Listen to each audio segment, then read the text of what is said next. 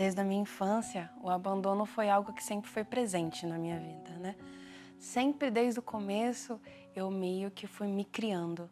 Então, eu era sozinha, desde a infância eu me senti solitária, tanto que eu sofri um abuso e quando eu contei, as pessoas falaram que provavelmente deve ter sido um sonho e que eu não podia falar essas coisas, que eu poderia manchar a imagem desse rapaz. Então, eu cresci com isso. Cresci que a minha palavra não tinha valor, o meu corpo não tinha valor e que eu era alguém que eu precisava me cuidar, porque eu não tinha ninguém para contar. O tempo foi passando e eu acreditei que eu ia curar tudo isso na vida sentimental. Então, eu fui procurando em relacionamentos curar essa solidão. Tive o meu primeiro relacionamento, onde tive uma grande decepção amorosa. Foi lá que eu comecei a me envolver também com os espíritos. Fui muito perturbada com isso, muitos anos da minha vida. Chegou um certo momento que eu comecei a querer apagar, né, esconder essa minha solidão, essa minha tristeza. Então eu coloquei uma máscara de felicidade e me entreguei no mundo. Então eu tive muitos relacionamentos depois disso, eu era aquela pessoa que transparecia a felicidade, né? Porque eu era muito intensa, eu era aquela que ria mais alto, sorria mais alto, queria chamar muita atenção.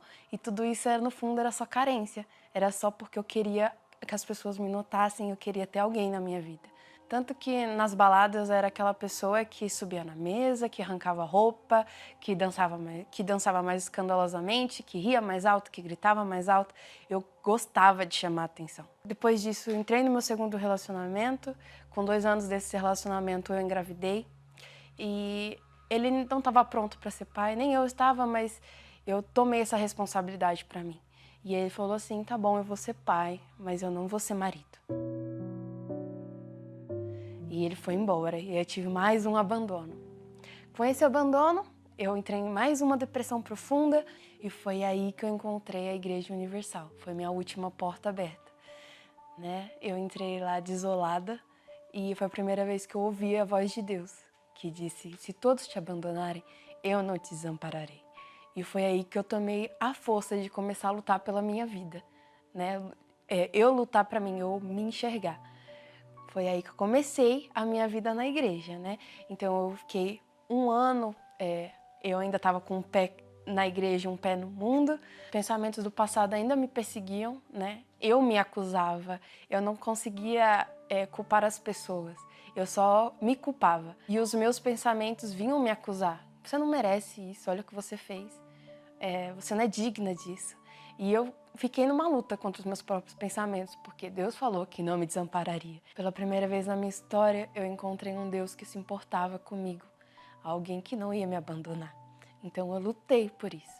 Comecei a buscar, né, o Espírito Santo e Deus falou comigo, através de uma pregação, que eu precisava saber aonde estava o meu altar.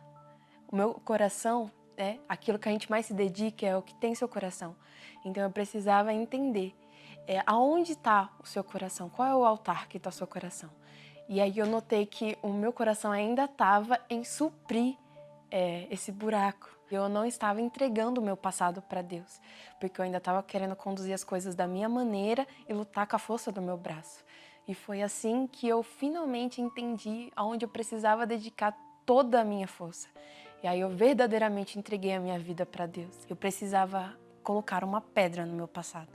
E foi assim que eu decidi, tomei a atitude, coloquei essa pedra e daí em diante Deus pôde transformar a minha vida.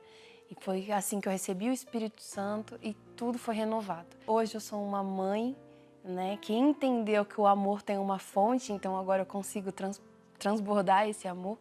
Alguém que é feliz, independente dos problemas, e alguém que tem paz, mesmo em meio a tempestades e a lutas, que todo mundo vai ter. A vida não vira um mar de rosas quando vem o Espírito Santo, mas ele coloca dentro de você uma paz que não importa o que aconteça do lado de fora, tudo está no controle dele, então você vive em paz.